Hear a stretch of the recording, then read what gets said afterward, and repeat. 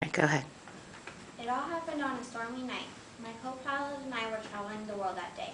I never knew the earth looked so fine. Flying up in those clouds is like flying up in heaven. My co-pilot and I were having a swell time laughing and flying until a big storm occurred.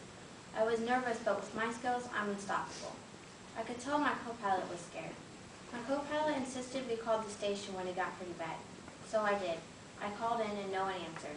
I got nervous, but I knew everything was going to be all right. My co-pilot called the second time, but no answer. That's when I got scared. We repeatedly called, but no answer. Right in that moment, I skimmed through my whole life thinking, what an adventure. I breathed deeply and closed my eyes for a second. Then it all happened.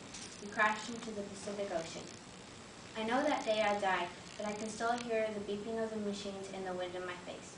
If you look up high enough, you can still see me, Amelia, my airplane soaring through the sky with me, Amelia Earhart, flying it. It is I, Amelia Mary Earhart, the first woman to fly across the Atlantic Ocean. I was named after my grandparents, Amelia Harris Otis and Mary Wells Earhart. July 24, 1897 was the day I was born. I grew up in a small town called Atchison, located in Kansas. As a young one, I lived with my folks. By the age of 20, I moved in with my grandparents and decided my destiny was to fly. I was the 16th lady to receive a pilot's license for the FAI. The countries I visited were beautiful. I wanted to do something big, but I couldn't seem to figure out what. My husband, George P. Putnam, inspired me to cross the Atlantic Ocean. I thought, what a wonderful idea. The sky looked just like the water. When it was my turn to take a break from the beauty, I would write down all my adventures in a leatherback book George bought me.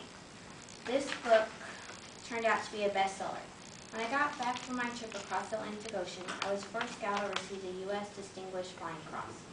I couldn't have asked for a better life. Being up in those clouds was like being at home. I didn't dream about it, I did it. That's why you need to receive a lifetime